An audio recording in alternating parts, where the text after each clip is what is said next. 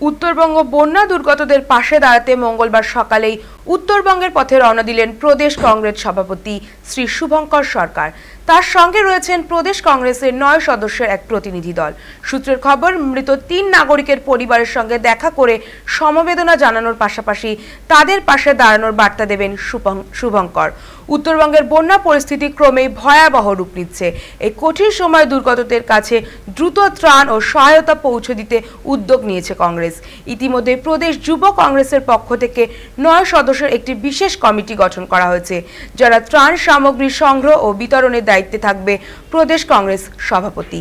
দলীয় সূত্রে খবর, এই সফরে জলপাইগুড়ি, কোচবিহার ও আলিপুরদুয়ারের দুর্গত অঞ্চলগুলি ঘুরে দেখবেন সভাপতি ও প্রতিনিধি দল। স্থানীয় প্রশাসনের সঙ্গে বৈঠক করে ত্রাণ বিতরণ সহযোগিতার আশ্বাস দেবেন তারা।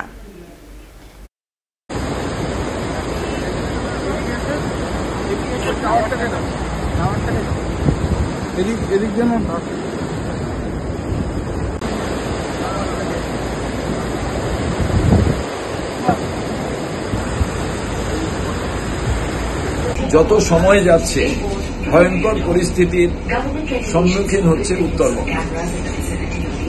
ইতিমধ্যেই আমাদের রাজ্য কংগ্রেসের প্রতিনিধি দল, উত্তরবঙ্গের রাজ্য কংগ্রেসের নেতা যারা আছেন এবং জেলা কংগ্রেসের সভাপতি, তারা বিভিন্ন উদ্ধার কার্যে দুর্গতদের পাশে তারা দাঁড়িয়েছেন।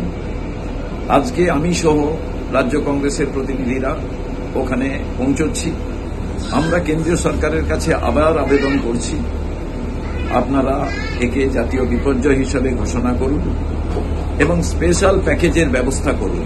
নিজেদের মধ্যে যেভাবে একে অপরের প্রতি কাদা ছোড়াছুড়ি শুরু করেছেন, প্রধানমন্ত্রী থেকে শুরু করে মুখ্যমন্ত্রী প্রত্যেকেই যেভাবে তারা কমেন্টস করছেন, এই মুহূর্তে আমার মনে হয় এগুলো কোনোটাই প্রয়োজন নয়। তারা সহনাগরিক, তারা যখন মৃত্যুর কোলে ঢলে পড়ছে, তারপরেও রাজনৈতিক নেতা যারা সরকারে আছেন এবং সরকারের বিরোধী আছেন এই রাজ্যে এবং কেন্দ্রীয় সরকার, রাজ্য সরকার, এরা উদাসীন।